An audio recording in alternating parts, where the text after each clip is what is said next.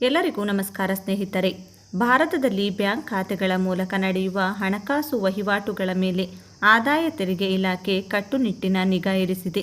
2025ರ ಆದಾಯ ತೆರಿಗೆ ಕಾಯ್ದೆಯಡಿ ಉಳಿತಾಯ ಖಾತೆ ಮತ್ತು ಚಾಲ್ತಿ ಖಾತೆಗಳಲ್ಲಿ ನಗದು ಠೇವಣಿ ಮತ್ತು ಹಿಂಪಡೆಯುವಿಕೆಗೆ ಸಂಬಂಧಿಸಿದಂತೆ ಕೆಲವು ನಿರ್ದಿಷ್ಟ ಮಿತಿಗಳು ಮತ್ತು ನಿಯಮಗಳನ್ನು ಜಾರಿಗೆ ತರಲಾಗಿದೆ. ಈ ನಿಯಮಗಳು ಕಪ್ಪು ಹಣ, ತೆರಿಗೆ ವಂಚನೆ ಮತ್ತು ಅಕ್ರಮ ವಹಿವಾಟುಗಳನ್ನು ತಡೆಗಟ್ಟುವ ಗುರಿಯನ್ನು ಹೊಂದಿವೆ. ಈ ವಿಡಿಯೋದಲ್ಲಿ ಸಂಪೂರ್ಣವಾಗಿ ನೋಡೋಣ ಬನ್ನಿ. ಉಳಿತಾಯ ಖಾತೆಯಲ್ಲಿ ನಗದು ಠೇವಣಿ ಮಿತಿ.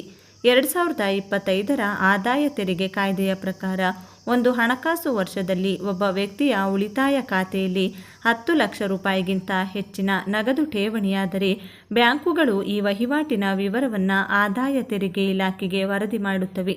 ಚಾಲ್ತಿ ಖಾತೆಗಳಿಗೆ ಈ ಮಿತಿ 50 ಲಕ್ಷವಾಗಿದೆ. ಈ ವರದಿಯನ್ನು ಆದಾಯ ತೆರಿಗೆ ಕಾಯ್ದೆಯ ಸೆಕ್ಷನ್ 114B ಅಡಿಯಲ್ಲಿ ಸಲ್ಲಿಸಲಾಗುತ್ತದೆ. ಒಂದು ದಿನದ ಠೇವಣಿ ಮಿತಿ. ಒಂದೇ ದಿನದಲ್ಲಿ 50,000 ರೂಪಾಯಿಗಿಂತ ಹೆಚ್ಚು ನಗದು ಠೇವಣಿ ಮಾಡಿದರೆ ಪ್ಯಾನ್ ಕಾರ್ಡ್ ವಿವರಗಳನ್ನು ಕಡ್ಡಾಯವಾಗಿ ನೀಡಬೇಕು. ಪ್ಯಾನ್ ಕಾರ್ಡ್ ಇಲ್ಲದಿದ್ದರೆ ಫಾರ್ಮ್ 60 ಅಥವಾ ಫಾರ್ಮ್ 61 ಸಲ್ಲಿಸಬೇಕು. ಈ ನಿಯಮವು ಒಂದೇ ಬ್ಯಾಂಕ್ನ ವಿವಿಧ ಶಾಖೆಗಳಿಗೆ ಅಥವಾ ಬೇರೆ ಬೇರೆ ಬ್ಯಾಂಕುಗಳಿಗೆ ಒಟ್ಟಾರೆಯಾಗಿ ಅನ್ವಯವಾಗುತ್ತದೆ. ಹೆಚ್ಚುವರಿ ಮಾಹಿತಿ. ಒಂದು ವರ್ಷದಲ್ಲಿ 10 ಲಕ್ಷ ರೂಪಾಯಿಗಿಂತ ಕಡಿಮೆ ಠೇವಣಿಗಳಾದರೂ ಒಂದೇ ದಿನದಲ್ಲಿ ಅನೇಕ ಸಣ್ಣ ವಹಿವಾಟುಗಳ ಮೂಲಕ ದೊಡ್ಡ ಮೊತ್ತವನ್ನು ಠೇವಣಿ ಮಾಡಿದರೆ ಆದಾಯ ತೆರಿಗೆ ಇಲಾಖೆ ಶಂಕೆಯಿಂದ ಪರಿಶೀಲನೆಗೆ ಒಳಪಡಿಸಬಹುದು.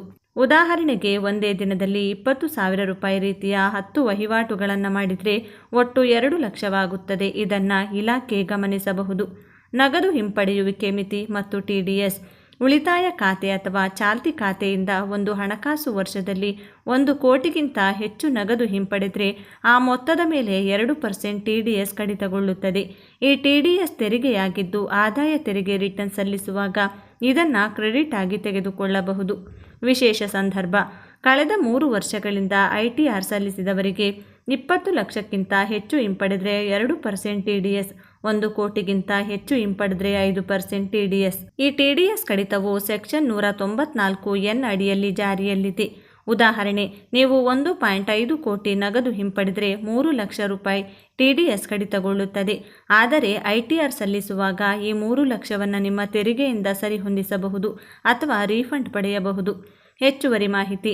ಹಿರಿಯ ನಾಗರಿಕರಿಗೆ ಕೆಲವು ಬ್ಯಾಂಕುಗಳಲ್ಲಿ TDS ಮಿತಿಯನ್ನು ವಿನಾಯಿತಿ ಇರಬಹುದು, ಆದರೆ ಇದು ಬ್ಯಾಂಕ್ನ ನೀತಿಗಳನ್ನು ಅವಲಂಬಿಸಿರುತ್ತದೆ. ಇದನ್ನು ಸ್ಪಷ್ಟಪಡಿಸಿಕೊಳ್ಳಲು ಬ್ಯಾಂಕ್ನೊಂದಿಗೆ ಸಂಪರ್ಕಿಸುವುದು ಒಳ್ಳೆಯದು. ಸೆಕ್ಷನ್ 269 ST ದೊಡ್ಡ ನಗದು ವಹಿವಾಟಿನ ದಂಡ. ಸೆಕ್ಷನ್ 269 ST ಅಡಿಯಲ್ಲಿ ಒಬ್ಬ ವ್ಯಕ್ತಿಯು ಒಂದೇ ದಿನದಲ್ಲಿ ಒಬ್ಬರಿಂದ 2 ಲಕ್ಷಕ್ಕಿಂತ ಹೆಚ್ಚಿನ ನಗದು ವಹಿವಾಟು ಮಾಡಿದರೆ ಆ ಮೊತ್ತಕ್ಕೆ ಸಮಾನವಾದ ದಂಡ ವಿಧಿಸಬಹುದು. ಉದಾಹರಣೆಗೆ, ನೀವು ಒಬ್ಬರಿಂದ 5 ಲಕ್ಷ ನಗದು ಸ್ವೀಕರಿಸಿದರೆ 5 ಲಕ್ಷ ದಂಡ ವಿಧಿಸಬಹುದು. ಒಂದೇ ಘಟನೆಗೆ ಸಂಬಂಧಿಸಿದ ಬಹು ವಹಿವಾಟುಗಳಾದರೂ ಒಟ್ಟು ಮೊತ್ತ 2 ಲಕ್ಷ ಮೀರಿದರೆ ಈ ನಿಯಮ ಅನ್ವಯವಾಗುತ್ತದೆ. ಹೆಚ್ಚುವರಿ ಮಾಹಿತಿ. ಈ ನಿಯಮವು ವ್ಯಾಪಾರ ವಹಿವಾಟು, ಆಸ್ತಿ ಖರೀದಿ ಅಥವಾ ದೊಡ್ಡ ಉಡುಗೊರೆಗಳಿಗೂ ಅನ್ವಯವಾಗುತ್ತದೆ. ಆದ್ದರಿಂದ ದೊಡ್ಡ ಮೊತ್ತದ ವಹಿವಾಟಿಗೆ ಡಿಜಿಟಲ್ ವಿಧಾನಗಳಾದ UPI, RTGS, NEFT ಅಥವಾ ಚೆಕ್ ಬಳಸುವುದು ಸುರಕ್ಷಿತ. ಸೆಕ್ಷನ್ 269 SS ಮತ್ತು 269T ಎರವಲು ಮತ್ತು ಮರುಪಾವತಿ. 20,000ಕ್ಕಿಂತ ಹೆಚ್ಚಿನ ಮೊತ್ತವನ್ನು ನಗದಿನಲ್ಲಿ ಎರವಲಾಗಿ ತೆಗೆದುಕೊಂಡರೆ ಅಥವಾ ಮರುಪಾವತಿಸಿದರೆ ಸೆಕ್ಷನ್ 269 SS ಮತ್ತು 269T ಅಡಿಯಲ್ಲಿ ದಂಡ ವಿಧಿಸಲಾಗುತ್ತದೆ. ದಂಡವು ಆ ಮೊತ್ತಕ್ಕೆ ಸಮಾನವಾಗಿರುತ್ತದೆ. ಉದಾಹರಣೆಗೆ, 50,000 ನಗದು ಎರವಲು ತೆಗೆದರೆ 50,000 ದಂಡ ಬೀಳಬಹುದು. ಹೆಚ್ಚುವರಿ ಮಾಹಿತಿ. ಈ ನಿಯಮವು ವೈಯಕ್ತಿಕ ಸಾಲ, ವ್ಯಾಪಾರ ಸಾಲ ಅಥವಾ ಕುಟುಂಬದೊಂದಿಗೆ ತೆಗೆದುಕೊಂಡ ಸಾಲಕ್ಕೂ ಅನ್ವಯವಾಗುತ್ತದೆ. ಆದ್ದರಿಂದ ಸಾಲ ವಹಿವಾಟಿಗೆ ಬ್ಯಾಂಕ್ ವರ್ಗಾವಣೆಯನ್ನೇ ಬಳಸಿ. ಸೆಕ್ಷನ್ 68 ಆದಾಯದ ಮೂಲವಿಲ್ಲದ ಠೇವಣಿ. ನೀವು ಠೇವಣಿ ಇಟ್ಟ ಹಣದ ಮೂಲವನ್ನು ಸಾಬೀತುಪಡಿಸಲಾಗದಿದ್ದರೆ ಸೆಕ್ಷನ್ 68 ಅಡಿಯಲ್ಲಿ ಆದಾಯ ತೆರಿಗೆ ಇಲಾಖೆ ಅದನ್ನು ಪರಿಶೀಲಿಸದೆ ಆದಾಯ ಎಂದು ಪರಿಗಣಿಸಬಹುದು. ಇದರ ಮೇಲೆ 60% ತೆರಿಗೆ, 25% ಸರ್ಚಾರ್ಜ್, 4% ಸೆಸ್, ಒಟ್ಟಾರೆ ಸುಮಾರು 78% ತೆರಿಗೆ ವಿಧಿಸಬಹುದು. ಉದಾಹರಣೆಗೆ, 20 ಲಕ್ಷ ಠೇವಣಿಯ ಮೂಲವನ್ನು ತೋರಿಸಲಾಗದಿದ್ದರೆ ಸುಮಾರು 15.6 ಲಕ್ಷ ತೆರಿಗೆಯಾಗಿ ಕಟ್ಟಬೇಕಾಗಬಹುದು. ಹೆಚ್ಚುವರಿ ಮಾಹಿತಿ. ಉಡುಗೊರೆಯಾಗಿ ಸ್ವೀಕರಿಸಿದ ಹಣಕ್ಕೆ ಸಂಬಂಧಿಸಿದ ದಾಖಲೆಗಳು ಅಗತ್ಯ. ಇಲ್ಲದಿದ್ದರೆ ಉಡುಗೊರೆಯು ತೆರಿಗೆಗೆ ಒಳಪಡಬಹುದು. ಬಡ್ಡಿ ಆದಾಯದ ಮೇಲಿನ TDS ಉಳಿತಾಯ ಖಾತೆಯಿಂದ ಗಳಿಸಿದ ಬಡ್ಡಿ ಆದಾಯದ ಮೇಲೆ ತೆರಿಗೆ ನಿಯಮಗಳು ಅನ್ವಯವಾಗುತ್ತವೆ. ಸಾಮಾನ್ಯ ವ್ಯಕ್ತಿಗಳಿಗೆ 10,000ವರೆಗಿನ ಬಡ್ಡಿ ಆದಾಯಕ್ಕೆ ತೆರಿಗೆ ವಿನಾಯಿತಿ. ಹಿರಿಯ ನಾಗರಿಕರಿಗೆ 50% ವರೆಗಿನ 50,000 ರೂಪಾಯಿವರೆಗಿನ ಬಡ್ಡಿ ಆದಾಯಕ್ಕೆ ವಿನಾಯಿತಿ. 50,000ಕ್ಕಿಂತ ಹೆಚ್ಚಿನ ಬಡ್ಡಿ ಆದಾಯಕ್ಕೆ 10% TDS ಕಡಿತಗೊಳ್ಳಬಹುದು. ಹೆಚ್ಚುವರಿ ಮಾಹಿತಿ: ಫಾರ್ಮ್ 15G ಅಥವಾ 15H ಸಲ್ಲಿಸಿದರೆ ತೆರಿಗೆ ಕಡಿತವನ್ನು ತಪ್ಪಿಸಬಹುದು. ಆದರೆ ನಿಮ್ಮ ಒಟ್ಟು ಆದಾಯ ತೆರಿಗೆ ಮಿತಿಯೊಳಗಿರಬೇಕು. ನಿಮ್ಮನ್ನು ಸುರಕ್ಷಿತವಾಗಿರಿಸಲು ಸಲಹೆಗಳು: ದಾಖಲೆಗಳನ್ನಿರಿಸಿಕೊಳ್ಳಿ. ಠೇವಣಿಯ ಮೂಲಕ್ಕೆ ಸಂಬಂಧಿಸಿದ ದಾಖಲೆಗಳನ್ನು ಸಂಗ್ರಹಿಸಿಡಿ. ಡಿಜಿಟಲ್ ವಹಿವಾಟು: 50,000ಕ್ಕಿಂತ ಹೆಚ್ಚಿನ ವಹಿವಾಟಿಗೆ ಚೆಕ್, UPI ಅಥವಾ ಆನ್ಲೈನ್ ವರ್ಗಾವಣೆ ಬಳಸಿ. ಪ್ಯಾನ್ ಕಾರ್ಡ್: ದೊಡ್ಡ ಠೇವಣಿಗಳಿಗೆ ಪ್ಯಾನ್ ಕಾರ್ಡ್ ಕಡ್ಡಾಯವಾಗಿ ಒದಗಿಸಿ. ITR ಸಲ್ಲಿಕೆ: ಪ್ರತಿ ವರ್ಷ ಆದಾಯ ತೆರಿಗೆ ರಿಟರ್ನ್ ಸಲ್ಲಿಸಿ. ಇದು ತೆರಿಗೆ ಇಲಾಖೆಯಿಂದ ಬರುವ ನೋಟಿಸ್ಗಳನ್ನು ಕಡಿಮೆ ಮಾಡುತ್ತದೆ. ತಜ್ಞರ ಸಲಹೆ: ದೊಡ್ಡ ವಹಿವಾಟುಗಳಿಗೆ ಚಾರ್ಟೆಡ್ ಅಕೌಂಟೆಂಟ್ ಅಥವಾ ತೆರಿಗೆ ಸಲಹೆಗಾರರನ್ನು ಸಂಪರ್ಕಿಸಿ. 2025ರ ಕೇಂದ್ರ ಬಜೆಟ್ನ ಹೊಸ ಬದಲಾವಣೆಗಳು: 2025ರ ಕೇಂದ್ರ ಬಜೆಟ್ನಲ್ಲಿ TDS ನಿಯಮಗಳಲ್ಲಿ ಕೆಲವು ಪ್ರಮುಖ ಬದಲಾವಣೆಗಳನ್ನು ಘೋಷಿಸಲಾಗಿದೆ. ಹಿರಿಯ ನಾಗರಿಕರಿಗೆ ಸ್ಥಿರ ಠೇವಣಿ ಮತ್ತು ಉಳಿತಾಯ ಖಾತೆಯಿಂದ 1 ಲಕ್ಷಕ್ಕಿಂತ ಕಡಿಮೆ ಬಡ್ಡಿ ಆದಾಯಕ್ಕೆ TDS ಕಡಿತವಿಲ್ಲ. ಸಾಮಾನ್ಯ ವ್ಯಕ್ತಿಗಳಿಗೆ ಉಳಿತಾಯ ಖಾತೆ ಮತ್ತು FD ಬಡ್ಡಿಗೆ TDS ಮಿತಿಯನ್ನು 40,000ದಿಂದ 50,000 ರೂಪಾಯಿಗೆ ಏರಿಸಲಾಗಿದೆ. ಗೇಮಿಂಗ್ ಮತ್ತು ಕಮಿಷನ್: ಆನ್ಲೈನ್ ಗೇಮಿಂಗ್ ಲಾಭ ಮತ್ತು ವಿಮಾ ಕಮಿಷನ್ಗಳಿಗೆ TDS ನಿಯಮಗಳನ್ನು ಸರಳಗೊಳಿಸಲಾಗಿದೆ. 2025ರ ಆದಾಯ ತೆರಿಗೆ ಕಾಯ್ದೆಯಡಿ ಉಳಿತಾಯ ಖಾತೆಯಲ್ಲಿ 10 ಲಕ್ಷಕ್ಕಿಂತ ಹೆಚ್ಚಿನ ಠೇವಣಿ, 1 ಕೋಟಿಗಿಂತ ಹೆಚ್ಚಿನ ಹಿಂಪಡೆಯುವಿಕೆ ಮತ್ತು 2 ಲಕ್ಷಕ್ಕಿಂತ ಹೆಚ್ಚಿನ ನಗದು ವಹಿವಾಟುಗಳು ಆದಾಯ ತೆರಿಗೆ ಇಲಾಖೆಯ ಗಮನಕ್ಕೆ ಬರುತ್ತವೆ.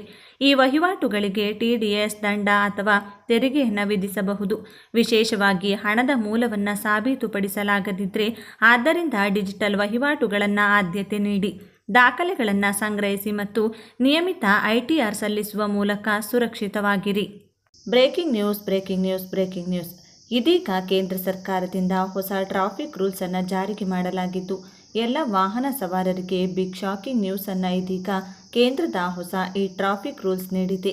ಎಸ್ ವೀಕ್ಷಕರೇ, ಟ್ರಾಫಿಕ್ ರೂಲ್ಸ್ ಬ್ರೇಕ್ ಮಾಡುವವರು ಒಬ್ಬರ ಇಬ್ಬರ, ಅದೇನು ಬಿಡುಗರು, ಫೈನ್ ಕಟ್ಟಿದ್ರೆ ಆಯಿತು ಅಂತ ಬಹಳಷ್ಟು ಜನ ಅಂದ್ಕೊಂಡಿರ್ತಾರೆ. ದುಡ್ಡಿರೋ ಮಂದಿ ಪದೇ ಪದೇ ಸಂಚಾರಿ ನಿಯಮಗಳನ್ನು ಉಲ್ಲಂಘಿಸುತ್ತಾರೆ.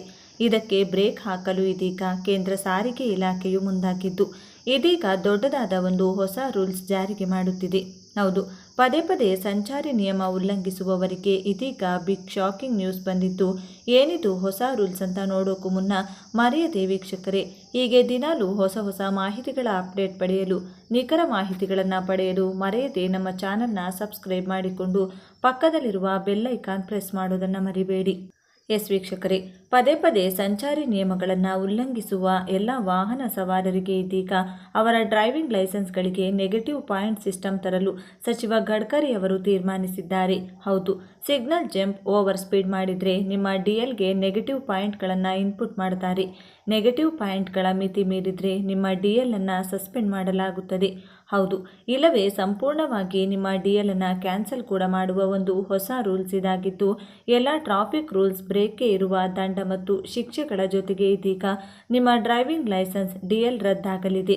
ಹೌದು, ಈ ವ್ಯವಸ್ಥೆಯು ಈಗಾಗಲೇ Australia, Britain, Germany, Brazil, France ಮತ್ತು ಕೆನಡಾ ಸೇರಿ ಹಲವು ದೇಶಗಳಲ್ಲಿ ಜಾರಿಯಲ್ಲಿ ಇತ್ತು. ಈ DL ಪಾಯಿಂಟ್ ಸಿಸ್ಟಮ್ ಅನ್ನು ನಮ್ಮ ದೇಶದಲ್ಲಿಯೂ ಕೂಡ ಜಾರಿಗೆ ಮಾಡಲಾಗ್ತಿದೆ. ಟ್ರಾಫಿಕ್ ರೂಲ್ಸ್ ಅನ್ನು ಯಾರು ಬ್ರೇಕ್ ಮಾಡ್ತಾರೆ ಅಂತವರ ವಿರುದ್ಧ ಕಠಿಣ ಕ್ರಮವನ್ನು ತೆಗೆದುಕೊಳ್ಳುವ ಒಂದು ಹೊಸ ಅಸ್ತ್ರ ಇದಾಗಿದೆ. ಹೀಗಾಗಿ ಎಲ್ಲರಿಗೂ ಈ ಮಾಹಿತಿಯನ್ನು ವಾಟ್ಸಪ್, ಫೇಸ್ಬುಕ್ಕಲ್ಲಿ ಪ್ರತಿಯೊಬ್ಬರಿಗೂ ಮರೆಯದೆ ಶೇರ್ ಮಾಡಿ. ಚಾನಲನ್ನು ಸಬ್ಸ್ಕ್ರೈಬ್ ಮಾಡಿಕೊಂಡು ಪಕ್ಕದಲ್ಲಿ ಬರುವ ಬೆಲ್ ಐಕಾನ್ ಪ್ರೆಸ್ ಮಾಡೋದನ್ನು ಮರಿಬೇಡಿ. ಧನ್ಯವಾದಗಳು.